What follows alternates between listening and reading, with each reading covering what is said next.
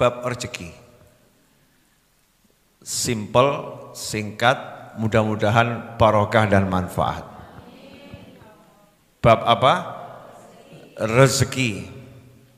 Rezeki itu misteri. Rezeki itu misteri. Rezeki itu nggak ada yang tahu. Rezeki itu mutlak urusan Allah. Rezeki itu sudah dibagi dan rezeki itu sudah ditentukan oleh Ilahi Rabbi. Itu hakikat yang tidak bisa dipungkiri oleh siapapun. Jadi rezeki saya, rezeki ibu-ibu satu dengan yang lain sudah ada bagiannya. Udah ada jatahnya. Yang rezeki saya nggak mungkin diambil orang lain, yang rezeki orang lain nggak mungkin saya ambil. Itu pakemnya, itu aturannya, itu hakikatnya. Cuman kita nggak boleh kemudian duduk dan berkata, ya kalau rezeki saya nggak akan kemana-mana. Terus jadi pengangguran, nah ini nggak boleh. Itu namanya al-malesu wal kesetu. Males, ya, sesuatu yang tidak terpuji. Nah, kenapa kita harus tahu rezeki kita masing-masing itu? Saya punya cerita ini. Jadi saya itu dikasih seseorang roti, ya, jumlahnya banyak. Dibuat dengan penuh khusyuk roti ini karena memang jualannya roti. Saya dikasih banyak. Saya senang, saya pengen makan. Saya senang, saya pengen makan. Di jalan saya ketemu satu orang, juali saya minum. Juali saya minum. Tapi jualinya itu dengan cara yang menyenangkan. Sumringah, menyenangkan. Karena orang yang juali dengan cara menyenangkan, saya jadi senang. Ya, saya jadi senang. Karena saya jadi senang, saya pengen ngasih sesuatu. Yang kelihatan roti. Yang kelihatan roti. Roti ini saya ambil, yang niatnya cuma ngambil 2 atau 3, tangan saya tidak mau ngambil 2 atau 3, sak bungkus-bungkus saya. Sak kotak saya ambil, saya serahkan. Setelah rampung, gelo hatiku. Loh, kok entek roti ini? Satu kotak ini saya serahkan, blek. Kemudian saya melanjutkan perjalanan, saya merenung. Kok bisa ya? Kok bisa Allah Ta'ala ini ngatur rezeki sedemikian hebat, ternyata roti yang saya kira itu jadi teman saya sore hari ini sambil minum kopi di pengajian Rebo sore, ternyata nggak bisa saya sentuh. Ternyata itu disentuh orang lain, diambil orang lain, dimakan orang lain. Kenapa? Karena memang bukan rezeki saya. Saya cuman bature rezeki. Bature itu bahasa Indonesianya apa? Pelayannya, pembantunya. Saya hanya pembantu, saya hanya pelayan yang mengantarkan rezeki ini kepada tujuannya. Ya, kepada tujuannya.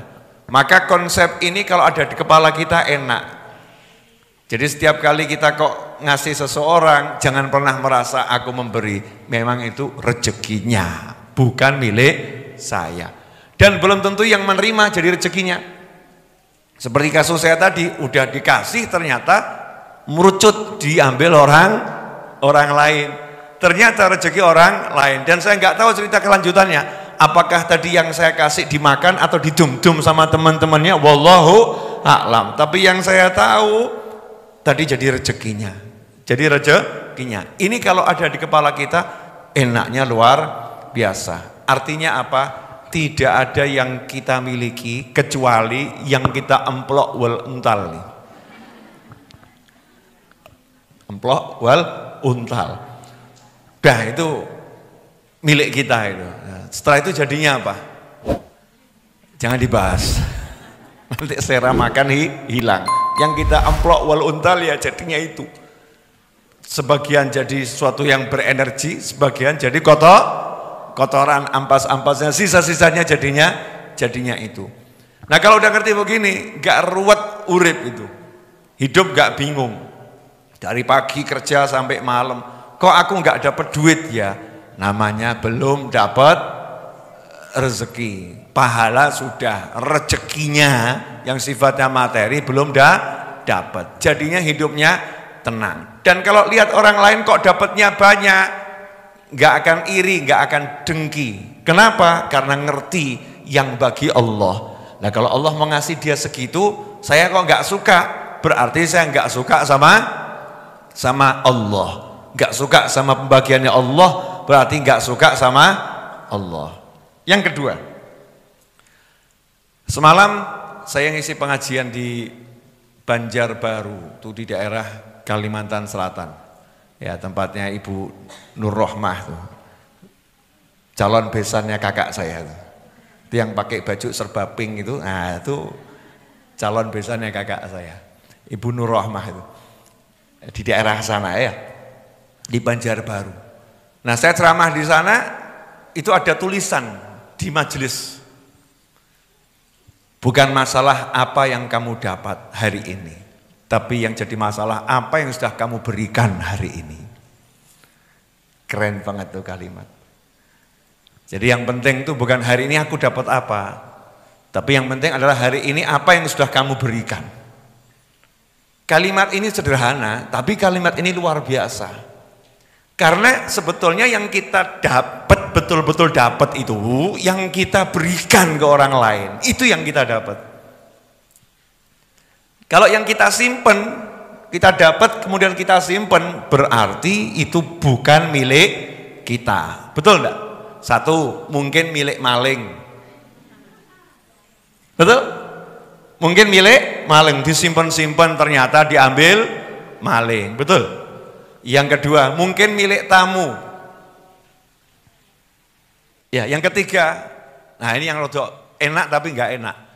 Nah kalau malaikat Israil alaihissalam kok mampir, terus lihat jenengan kok cocok, diangkut. Berarti yang disimpan jadi milik siapa? Milik ahli waris. Lah milik kita yang mana? Yang kita kirim ke akhirat. Yang kita kirim ke akhirat. Bisa sifatnya sodako, sifatnya hadiah, baik itu untuk ngasih orang, ya ngasih makan orang, ngasih makan keluarga, pokoknya kita bagi-bagi itu ya, pada pasangan hidup, pada anak keturunan, pada kerabat, kepada kawan, pada sahabat, itu sebetulnya kita lagi dapat justru. Oh, tabunganku tambah. Ya, tabunganku tambah, saldo akhiratku tambah. Justru itu kita lagi dapat. Makanya orang kalau memberi, pada hakikatnya dia lagi menerima. Saat memberi berarti lagi menerima. Jadi kalau jarang memberi berarti jarang menerima. Saya tipe manusia yang latihan, gak suka nyimpen. Ya, nggak suka nyimpen. Yang ada dum. Latihannya begitu. Ya belum lulus, tapi latihan. Yang ada bagi, yang ada bagi. Cita-cita saya nanti kalau saya mati nanti, jangan sekarang. Janjinya kan jenengan mau berangkat duluan itu. Setelah panjang umur, sehat awafil ota'atillah kan semua meninggal ya. Tapi perjanjiannya kan jenengan survei lokasi dulu. Berangkat duluan, baru nanti panggil-panggil saya, Beb, lokasinya bagus gitu kan ya.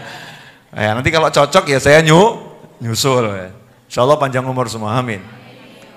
Cita-cita saya itu nanti kalau isdet, sedo, tewas, gugur, wafat, mati, apapun namanya itu, saya nggak pengen punya apa-apa di tubuh saya, kecuali pakaian yang saya pakai. Pengennya itu. Jadi tidak ada judulnya milik saya. Biar apa? Ke akhiratnya enteng. Wis gak ono apa-apa nih. Ndak pakai bawa macam-macam karena semua pengen sudah tak dum gitu ya. Ya dibagi. Itu hidup enak kalau bisa begitu. Nah, selama kita tuh masih merasa milikku, siap-siap rekoso uripmu. Ini quotes of the day ya. Ya. Saat kita merasa ada sesuatu yang itu milik kita, siap-siap kamu akan tersiksa dengannya. Siap-siap akan tersiksa dengannya. Maka jangan pernah merasa memiliki sesuatu. Karena itu bukan milik kita, tapi milik Allah Subhanahu wa ta'ala. Kita ini punya hak, cuman hak sewa, hak guna bangunan, hak pakai. Bukan hak milik, hak pakai. Maka pakai itu untuk hal-hal yang baik. Ibu-ibu yang dimuliakan Allah, saya minta doanya, insya Allah Jumat malam Sabtu, ponakan saya yang di pojok sana, Kak Viga itu, ya, insya Allah akan melangsungkan pernikahan dengan Ananda Muhammad Hibbi, ya binti Syihab Fayumi dari daerah Martapura, Kalimantan Selatan sana. Insya Allah Jumat malam Sabtu. Jenengan kalau Jumat malam Sabtu rawuh, saya senang. Karena saya nggak bagi undangan. Akad nikahnya di pengajian Jumat malam Sabtu besok. Silahkan datang. Doakan ya, biar jadi pasangan yang menyenangkan dunia akhirat. Ya, pasangan yang membahagiakan dunia akhirat. Dan pasangan yang sadar kalau pasangannya bukan miliknya. Kadang-kadang tuh wedok ki ya. Rumangsa lanang ki wekku. Masyaallah dilirik wedok liyane langsung girap-girapan gitu ya. Miliknya Allah, suami itu miliknya Allah, istri miliknya Allah. Nanti kalau hidup konsepnya begitu akan nikmatnya luar biasa. Mudah-mudahan, mana kok hilang? Oh ya itu, ya pojok itu. Takut dilihat sama omnya gitu kan. Mudah-mudahan jadi pasangan yang betul-betul nanti punya anak keturunan miliaran. Amin, akeh gitu ya. Anak turunnya akeh gitu. Yang banyak yang bisa membahagiakan orang banyak. Amin, Allahumma amin. Beb, nanti kalau Jumat malam Sabtu yang datang banyak, sugane kurang, ya wis alhamdulillah. Belajar sabar berarti tamunya. Insya Allah. Pokoknya hadir majelis seperti biasa Jumat malam Sabtu ada akad nikah. Dan doakan juga semoga ada yang jadi masuk Islam malam hari itu. Insya Allah ya, saya lagi nunggu seseorang yang siapa tahu malam itu dikasih hidayah masuk Islam. Amin. Terakhir, karena saya ada janji sama Habib Syekh bin Abdul Qadir As-Segaf. Ya, saya kangen sama Habib Syekh, ya jadi nggak lama-lama. Semua tempatnya Habib Syekh sebentar, nyawang Habib Syekh terus pulang. Karena judulnya kangen. Boleh toh? Boleh, karena bentar lagi juga adzan maghrib. Ya, sebentar lagi adzan maghrib. Waduh kok repot gini ya, susah meninggalkanmu. Berat hati untuk berpisah denganmu. Pemirsa dimanapun antum berada, alhamdulillah. Jadi rezeki sudah dibagi. Jadi jangan pernah merasa kehilangan sesuatu. Karena nggak ada sesuatu yang hilang karena memang bukan milik kita. Kalau mau jadi milik kita, ya dumen bagi, jangan disimpan. Simpan untuk anak, ya dumen buat anak. Simpan untuk istri, ya dumen buat istri. Jangan pernah dibagi. Dan salah satu pekerjaan ibu-ibu yang luar biasa adalah nyimpen emas di lemari. Luar biasa. Emas disimpan di lemari, kalung, gelang, cincin. Israel siap menyingkirkannya darimu, alaihissalam. Maka sebelum disingkirkan darimu, silahkan ya.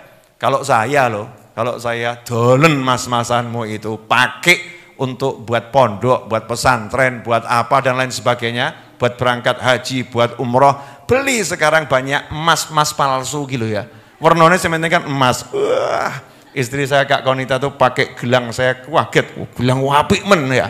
Ternyata hadiah dari permen, regone murah. Regone murah, ternyata itu cuman plastik, tapi penampilannya begitu luar biasa. Bukan masalah gelangnya, tapi siapa yang memakainya. Betul kan ya? Dan bukan masalah siapa yang memakainya, tapi siapa yang melihatnya. Nah, gitu. Kalau yang melihat mata yang nggak suka, palsu kan begitu. Tapi mata yang suka, Masya Allah, bagus banget. Palsu nggak kelihatan. Plastik, enggak kelihatannya asli. Jadi enak, modal murah meriah. Mesti setan bisi, ini buat simpenan.